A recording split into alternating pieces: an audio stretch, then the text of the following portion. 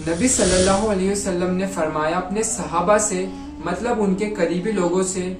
کیا تم جانتے ہو غیبت کیا ہے؟ تو صحابہ نے کہا، مطلب ان کے قریبی لوگوں نے کہا کہ اللہ اور ان کے رسول بہتر جانتے ہیں۔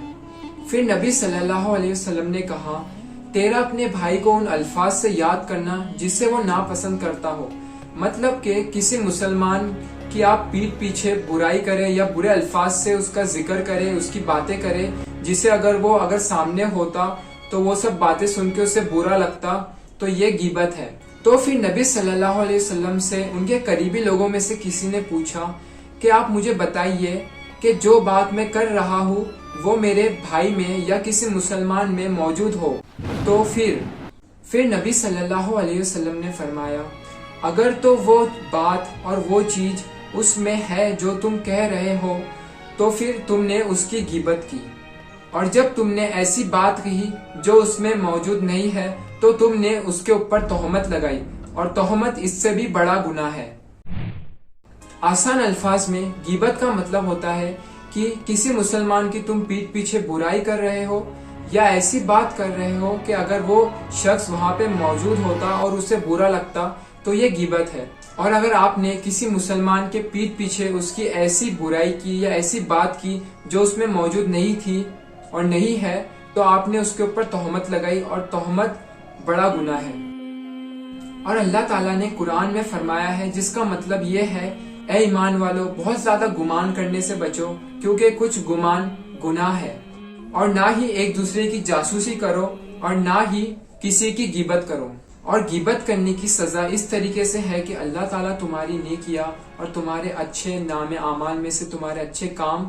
نکال کر اس شخص کے نام اعمال میں لکھ دے گا جس کی تم نے پیٹھ پیچھے غیبت کی۔ تو ایک طریقے سے یہ اپنی نیکیاں کم کرنا اور اپنی نیکیاں ختم کرنے کی طرف لے جاتا ہے۔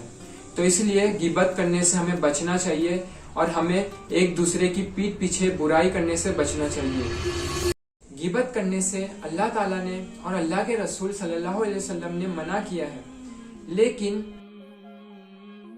کچھ لوگوں کا کہنا ہے کچھ کنڈیشن میں کہ اگر کوئی کسی کے ساتھ بزنس کر رہا ہے یا ٹریڈ کر رہا ہے تو اس وقت آپ کسی کو بتا سکتے ہو اس کے بارے میں کہ ہاں یہ دھوکہ دینے والا شخص ہے، یا یہ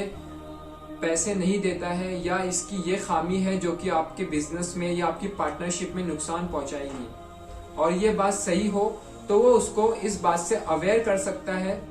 دوسری کنڈیشن یہ ہے کہ جب کوئی کسی کے ساتھ رشتہ کر رہا ہو اور اس کو ہم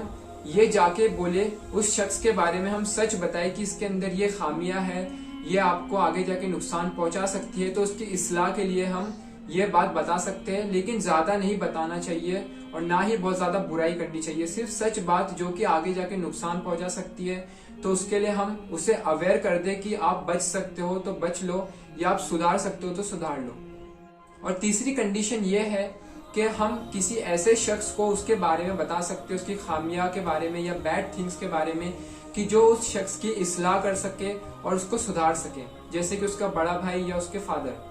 لیکن مقصد اور ارادہ یہ ہو کہ اس کو سدھارنا ہے، اس کی اصلاح کرنا ہے۔ غیبت سے بچنے کا طریقہ اس طریقے سے ہے کہ جب کہیں پر کسی کی غیبت ہو رہی ہو یا کسی کی پیٹھ پیچھے برائی ہو رہی ہو